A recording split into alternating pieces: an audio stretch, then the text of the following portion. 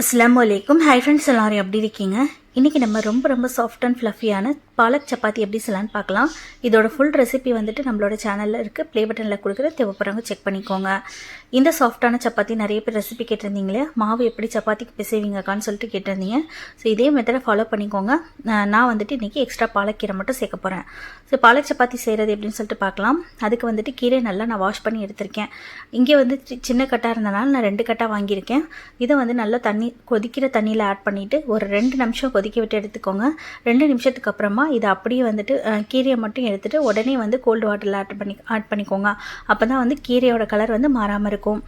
இப்போ வந்துட்டு இந்த பாலக்கீரையை நம்ம அரைச்சி எடுத்துக்கணும். அதுக்கு ஒரு மிக்சர் ஜாரில் 2 ஸ்பூன் அளவுக்கு நான் ஜீரகம் சேர்த்துருக்கேன். நம்ம பிளான்ச் பண்ணி வச்சுருக்க கீரையை இது கூட ஆட் பண்ணிக்கோங்க.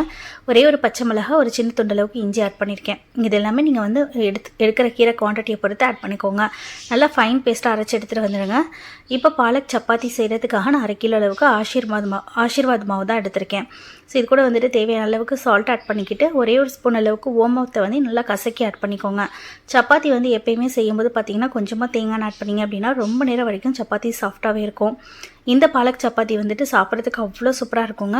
கொஞ்சம் மாவு அதிகமாகவே பிசைஞ்சிக்கோங்க, ஏன்னா வந்துட்டு பசங்களாம் ரொம்ப விரும்பி சாப்பிடுவாங்க. இப்போ வந்து பார்த்திங்கன்னா நம்ம அரைச்சி வச்சுருக்க இந்த பாலக் பேஸ்ட் இருக்கு இல்லையா, அதை வந்து இது கூட ஆட் பண்ணிக்கோங்க. கொஞ்சமாக மிக்ஸர் ஜார் அரைச்சி மட்டும் தண்ணி ஆட் பண்ணியிருக்கேன். இந்த பேஸ்ட்லேயே வந்துட்டு இந்த மாவை பிசைஞ்சு எடுத்துக்கோங்க. உங்களுக்கு தண்ணி பத்தாத மாதிரி இருந்துச்சு அப்படின்னா மட்டும் தண்ணி சேர்த்து வந்துட்டு மிக்ஸ் பண்ணிக்கோங்க. இப்போ வந்து பார்த்திங்கன்னா பாலக் சப்பாத்திக்கு மாவு வந்து ரொம்ப நேரம் அதிகமாக பிசையணும் அப்படின்லாம் அவசியம் கிடையாதுங்க. ஜஸ்ட்டு வந்து மிக்ஸ் பண்ணி விட்டுக்கிட்டாலே போதும். மிக்ஸ் பண்ணி மூடி போட்டு ஒரு 10 நிமிஷம் அப்படியே விட்டுட்டு அதுக்கப்புறமா எடுத்து நல்லா வந்துட்டு ஒரு 5 நிமிஷம் கைவிடாமல் இந்த மாதிரி பிசைஞ்சு விட்டீங்க அப்படின்னா மாவு வந்து நல்லாவே சாஃப்டாகிடும். இந்த பாலக் சப்பாத்திக்கு தான் இந்த ப்ரொசீஜர் அப்படின்னு கிடையாதுங்க. நார்மலாகவே நீங்கள் சப்பாத்தி பிசையும்போது பார்த்தீங்கன்னா மாவு மிக்ஸ் ஆகிற வரைக்கும் பிசைஞ்சு விட்டுட்டு அப்படியே மூடி போட்டு விட்டுருங்க. ஒரு 10 நிமிஷம் கழித்து பிசைஞ்சிங்க, ஒரு 5 நிமிஷம் பிசைஞ்சிங்க அப்படின்னா நல்லாவே வந்துட்டு சாஃப்டாகிடும்.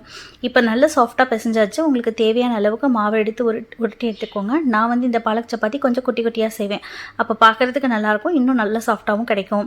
இதை வந்து தேவையான அளவுக்கு ரொம்ப திக்காகவும் இல்லாமல் ரொம்ப தின்னாகவும் இல்லாமல் மீடியமாக வந்து திரட்டி எடுத்துக்கோங்க. திரட்டின சப்பாத்தி அப்படியே நல்லா சூடாக இருக்கிற கல்லில் சேர்த்துட்டு ஒரு சைடு வந்து லைட்டாக வந்து உங்களுக்கு கலர் மாறி வரும். அந்த டைமில் வந்துட்டு சப்பாத்தி திருப்பி போட்டுக்கோங்க. திருப்பி போட்ட உடனே மறுபடியும் இன்னொரு சைடு திருப்பி போட்டுட்டு இதுக்கு மேலே நான் வந்து நெய் அப்ளை பண்ணிக்கிறேன்.